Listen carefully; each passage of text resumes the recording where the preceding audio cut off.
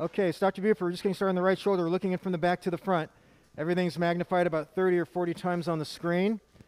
The first thing you can see to the left of that blue cannula is your biceps tendon. Here it is here. It's got some wear and tear changes on it you can see there, but that's not that bad. You can tug on it this way. I think I'm going to leave that alone. The anchor looks pretty good too. We're going to look inside the joint for any signs of significant arthritis, and the socket is at the bottom of the screen. That looks pretty good. A little bit of central thinning here. That's really common.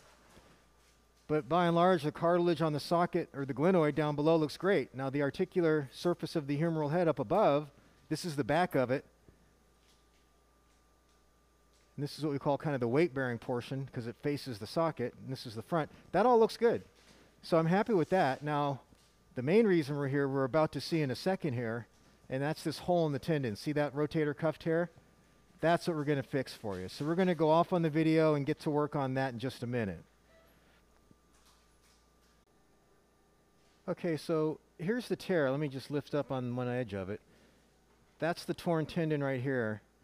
That smooth white stuff, that's the articular cartilage, and this is where the cuff used to insert, so it's peeled away. Anteriors to the right, posteriors to the left. And so we've got our work cut out for us to just get this down to the bone. We should be able to get it done without too much trouble. We're going to place an anchor in right about here for starters. Okay, so here's our first anchor in. You can see it's got 3 different colored sutures. There's a solid blue one, a blue and white one, and a black and white one. We're just going to pull them back here and decide which one is farthest to the left. Looks like the blue and white one, so we'll take that one. And now we're going to get to work passing some sutures. We'll show you some more in a little bit. Pause. No, turn that off.